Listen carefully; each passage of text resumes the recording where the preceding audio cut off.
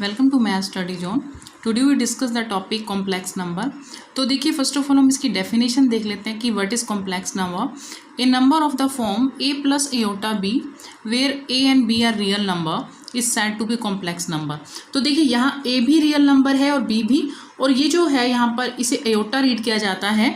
और ये जो है हम ये समझ लेते हैं कि ये जो i दैट्स मीन एयोटा, इसकी वैल्यू क्या होती है। जैसे हमारे पास अगर कोई भी वैल्यू जो है माइनस में हो और वो अंडर रूट में हो जाए तो उसे हम क्या कहते हैं, उसे हम एयोटा से रिप्रेजेंट करते हैं, दैट इज़ एयोटा।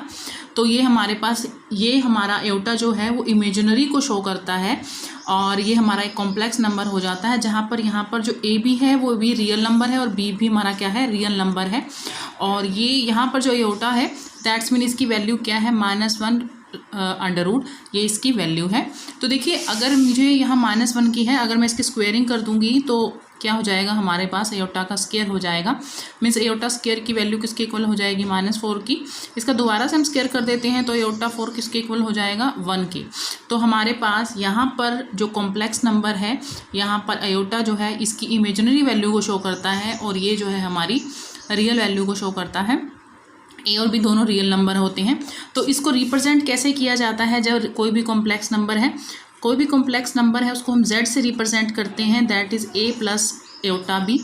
जो हमारा a यानी इसे विदाउट एयोटा जो होता है ये हमारा रियल पार्ट होता है और इसको हम रिप्रेजेंट करते हैं रियल पार्ट ऑफ z से। और ये जो हमारा जहाँ पर एयोटा है that's mean -1 raised to power under root है, जहाँ पर ये हमारा इमेजिनरी पार्ट होता है और इसको हम इमेजिनरी ऑफ z से रिप्रेजेंट करते हैं। तो ये हमारी इसकी डेफिनेशन है कि कोई भी नंबर जब हमारा a प्लस एयोटा b की फॉर्म में आ जाता है that is our complex number. और यहाँ पर a रियल पार्ट होता है उसका और जो इमेजिनरी के साथ आ जाता है वो हमारा इमेजिनरी पार्ट हो जाता है। तो ये हमारा क्या होता है, इसको हम z से ही डिनोट करते हैं हमेशा। तो ये हमारा क्या है, ये डेफिनेशन है कि व्हाट इज़ कॉम्प्लेक्स नंबर। देखिए अब हमारे पास है कि अगर मान लीजिए जैसे ये हमारे पास एक कॉम्प्लेक्स नंबर है, तो अगर हमारे पास एक साथ दो कॉम्प्लेक्स नंबर आ जाते हैं तो उसको हम ऐड कैसे करेंगे। तो हम आगे डिस्कस करते हैं, जैसे addition of two complex number. Let कर लेते हैं, मान लीजिए हमारे पास ए कॉम्प्लेक्स नंबर है, a प्लस z1 है a प्लस एयोटा b और z2 है c प्लस एयोटा d। और हमें ये कहा जाए कि इनको ऐड कीजिए, मीन्स z1 प्लस z2। तो कैसे करोगे, a plus iota b plus c plus aorta d। तो हमारे पास जो रियल पार्ट है वो रियल पार्ट में ऐड हो जाएगा, मीन्स a प्लस b। और जैसे इमेजिनरी पार्ट है, जैसे ये भी इमेजिनरी है और ये भी है, तो इसमें से एयोटा कॉमन लेंगे तो b प्लस डी हो जाएगा। तो हमारे पास ये क्या हो जाएगा, रियल पार्ट, और ये क्या हो जाएगा, इमेजिनरी पार्ट। इसी तरह से अगर सब्ट्रैक्शन करनी है तो वो भी ऐसे ही हो जाएगी, a plus iota b minus है तो दोनों ही सिंबल चेंज हो जाएंगे हमारे, c माइनस एयोटा d। तो that is a minus c। यहाँ पर अगर मैं माइनस कॉमन ले लेती हूँ तो एयोटा b माइनस d। तो ये हमारा रियल पार्ट हो गया और ये हमारा क्या हो गया, सॉरी यहाँ पर मेरे पास था एयोटा b है ना, तो b माइनस डी आ जाएगा, यहाँ प्लस ही रहेगा। तो ये हमारा रियल पार्ट हो गया और ये हमारा क्या हो गया, ये रियल हो गया और ये हमारा क्या हो गया, इमेजिनरी पार्ट हो गया। तो इस तरह से हम इसकी एडिशन करते हैं और इस तरह से सब्ट्रैक्शन। अब हम आगे देख लेते हैं कि इसकी मल्टीप्लिकेशन और आगे है जैसे हमारे पास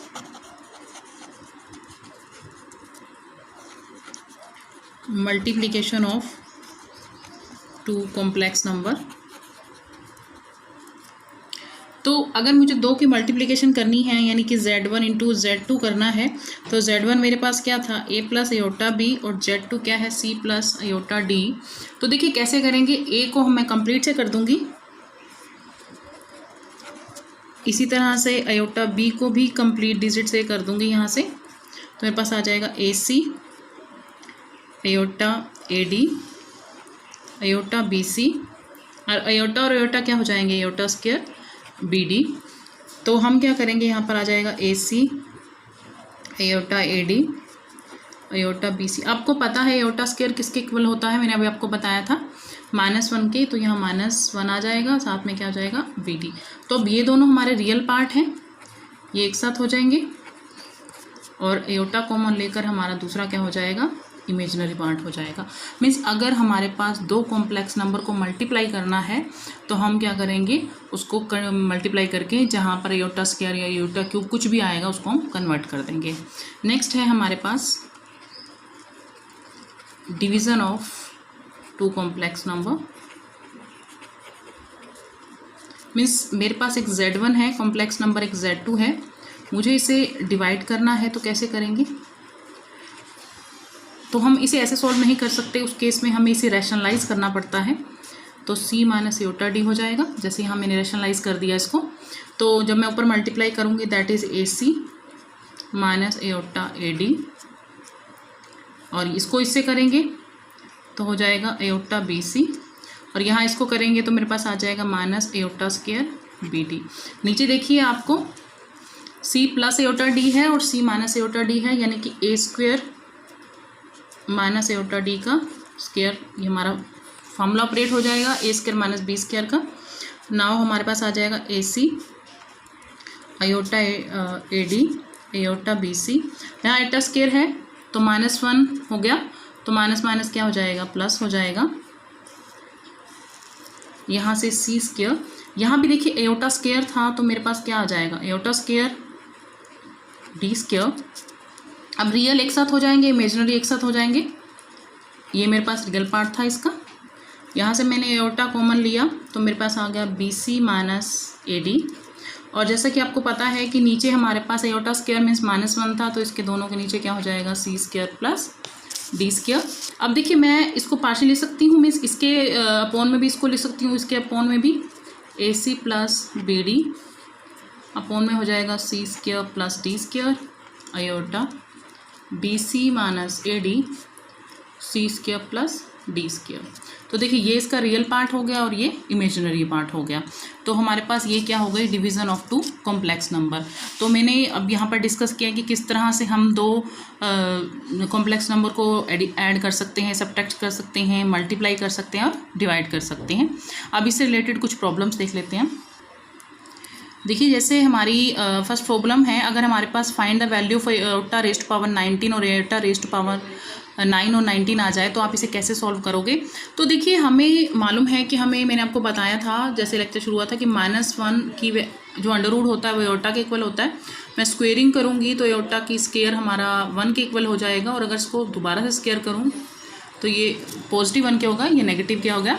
तो मुझे देखिए मेरी विश है कि मैं अगर एयोटा 9 को यहाँ तो मैं इसे एयोटा स्क्वायर की फॉर्म में बना लूँगी या एयोटा 4 की फॉर्म में बना लूँगी, तो उसको कन्वर्ट करेंगे। देखिए हमारे पास 9 था, अगर मैं इसको 4 की फॉर्म में देखना चाहती हूँ तो मैं अगर एयोटा 8 इंटू एयोटा कर सकती हूँ उसको। इसी तरह से 19 है तो 19 को मैं 16 इंटू एयोटा 3 लिख सकती हूँ। तो देखिए आपको पता है यहाँ पर 4 है, 4 लिखोगे, 8 को लिखोगे 4 raised to power 2 that is 8, यहाँ से एयोटा है। इसी तरह से हमारे पास 16 था तो 4 रेज़्ड टू पावर 4, यहाँ पर आ जाएगा एयोटा की 3। और आपको मैंने अभी बताया कि एयोटा 4 किसके इक्वल होता है, 1 के, तो ये 1 का स्क्वायर हो गया। इसी तरीके से यहाँ भी 1 है, 1 raised to power 4 into iota की क्यूब हो गया, तो ये भी एयोटा हो गया। और यहाँ पर क्या बचा, एयोटा की क्यूब। लेकिन हमें पता है कि एयोटा की क्यूब जो है फिर से हम कन्वर्ट कर सकते हैं। कैसे करेंगे इसको, देखिए एयोटा क्यूब है, इसको मैं लिखूँगी aorta square into aorta. Aorta square की वैल्यू मैंने बताई आपको -1 के इक्वल होती है। फिर से क्या हो जाएगा, एयोटा इंटू एयोटा, तो ये हमारा हो जाएगा, तो हमारे पास क्या आ जाएगा, 0। ये मैंने कन्वर्ट कर दिया है। आपकी इसमें विश होती है कि आप इसे एयोटा 4 की उसमें चेंज करना चाहते हो या एयोटा स्क्वायर में, उसके अकॉर्डिंग ही आपको वैल्यू जो है चेंज करनी पड़ती है। जैसे मैंने इसे एयोटा की फॉर्म में कन्वर्ट कर 4 में कन्वर्ट करके इसका आंसर फाइंड आउट किया है। एक और प्रॉब्लम देख लेते हैं इससे रिलेटेड। जैसे मेरे पास है एयोटा -39 है, तो देखिए अगर मुझे करना है तो पहले मैं इसको पॉजिटिव करूँगी नीचे ले जाकर, जैसे ये पॉजिटिव हो गया ये वैल्यू। नाउ हमारे पास एयोटा की 9 था तो मैंने क्या किया, 36 इंटू एयोटा की 3 लिख सकती हूँ। 36 बिकॉज क्योंकि 4 रेज़्ड टू पावर 9 में 4 में ही दोबारा से कन्वर्ट कर रही हूँ इसे, तो ये हो जाएगा 4 raised to power 9 and iota raised to power 3। तो मीन्स 4 का मीन्स क्या हो गया हमारे पास 1, और यहाँ पर क्या हो जाएगा 1 अपॉन में एयोटा की 3। अब एयोटा की 3 में हम वैसे भी हम एयोटा को कभी नीचे वो नहीं कर सकते, छोड़ नहीं सकते हैं ऐसे ही। तो एयोटा का क्यूब को मैं कह सकती हूँ aorta square into aorta. Aorta square किसके इक्वल होता है? -1 के। तो मेरा आंसर किस में कन्वर्ट हो गया? -1 अपॉन में एयोटा के। अब देखिए एयोटा को मुझे क्या रखना पड़ेगा, मैं हमारे कभी भी किसी आंसर में हम अगर सिंगल एयोटा की बात करते हैं वो ले सकते हैं, बट 1 अपॉन एयोटा को हमें हमेशा रैशनलाइज करना पड़ता है। तो ये हमारे पास हो जाएगा minus aorta, aorta square minus aorta. अब देखिए एयोटा स्क्वायर फिर इसके किसके इक्वल हो गया? -1 के। ये माइनस से माइनस कैंसिल हो जाएगा, तो हमारे पास क्या आ जाएगा? एयोटा। तो ये हमारी सेकंड प्रॉब्लम थी इसी से रिलेटेड, जिसमें मैंने क्या किया है, एयोटा को चेंज कर दिया है। अब हमारे पास एक और प्रॉब्लम आती है, इसमें ये रहती है हमारी मल्टीप्लिकेटिव इन्वर्स की। मल्टीप्लिकेटिव इन्वर्स, तो देखिए मल्टीप्लिकेटिव इन्वर्स क्या होता है कि हमारे पास इसमें जब भी जो भी हमारे पास z की वैल्यू गिवन होगी उस हम क्या कर देंगे, उसका रेसिप्रोकल कर देंगे। मान लीजिए हमारे पास z की वैल्यू है 1 a प्लस एयोटा b, तो और मुझे इसको मल्टीप्लिकेटिव इन्वर्स निकालना है, तो मैं 1 अपॉन z से इसको जो है इसको आंसर निकाल सकती हूँ। तो फॉर एग्जांपल जैसे मेरे पास एक क्वेश्चन है 4 + 3 एयोटा की बात करती हूँ मैं, आपको ये बोला गया है कि आप इसका मल्टीप्लिकेटिव इन्वर्स फाइंड आउट करें। तो मैंने बोला कि 1 अपॉन z से हम इसका मल्टीप्लिकेटिव इन्वर्स फाइंड आउट कर सकते हैं। तो मेरे पास क्या है, 4 + 3 एयोटा है स्टेटमेंट में, तो इसको हम क्या कर देंगे, रैशनलाइज कर देंगे। रैशनलाइज कर देंगे तो यह जैसे इसको 1 से मल्टीप्लाई किया, दैट इज़ 4 - 3 एयोटा। नीचे a + b है और a - b है, तो आइडेंटिटी अप्लाई कर देंगे इसके अंदर, a² - b² की। 4 × 4 = 16, that is 9 aorta square. 4 - 3 aorta, तो 16 + 9 ये हो जाएगा 4 - 3 एयोटा अपॉन में 25। तो अब इसको पार्शियल लिख लेंगे, 4 अपॉन में 25 - 3 एयोटा अपॉन में 25। तो ये हमारा मल्टीप्लिकेटिव इन्वर्स मैंने फाइंड आउट कर दिया है। यहाँ पर हमारे पास ये इसकी रियल वैल्यू हो गई, मीन्स a की वैल्यू हो गई है, और ये हमारी क्या हो गई है, b की वैल्यू हो गई है। एक और प्रॉब्लम देख लेते हैं इसकी। हमें ये बोला गया है कि solve the equation 3 7 + aorta 7 + aorta 7 + aorta 7 in the form of a + aorta b। Means आपको जो क्वेश्चन की फॉर्म है वो इसमें कन्वर्ट करनी है। तो देखिए हमारे पास स्टेटमेंट है 3 + एयोटा 7 एयोटा 7 + एयोटा 7, तो उसको मैं सॉल्व करूँगी और इसमें कन्वर्ट करूँगी। 3 × 7 = 21, दैट इज़ 21 एयोटा 7 एयोटा, और यहाँ क्या हो जाएगा, एयोटा स्क्वायर, यहाँ पर 7 हो जाएगा क्योंकि एयोटा से मैंने मल्टीप्लाई किया है। नाउ 21 + 21 एयोटा 7 एयोटा, और देखिए एयोटा स्क्वायर -1 के इक्वल होता है, तो यहाँ पर क्या हो जाएगा, -7। तो 21 - 7, मैंने रियल और रियल को एक साथ कर लिया और इमेजिनरी को एक साथ कर लिया है, तो यहाँ पर हम माइनस करेंगे, 14 हो जाएगा, और यहाँ एयोटा यहाँ पर कितना हो जाएगा, 28। तो देखिए इन्होंने बोला है कि आप इसे a + एयोटा b में कन्वर्ट करें। तो देखिए आपके पास ये हो गया क्वेश्चन a + एयोटा b में।